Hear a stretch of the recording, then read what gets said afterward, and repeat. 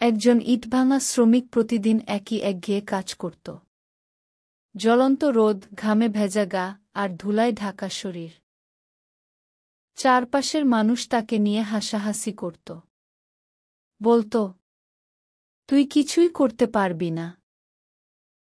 কিন্তু একদিন সে দাঁড়িয়ে বলল, আমি শুধু ইট ভাঙছি না, আমি আমার ভবিষ্যৎ গড়ছি।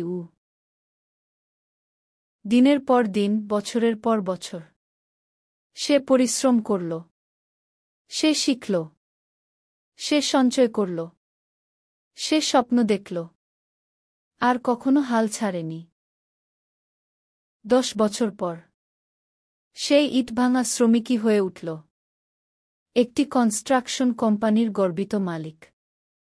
নিজের কাজকেই সম্মান দাও, সেখান থেকেই শুরু হয় ভবিষ্যতের পথ।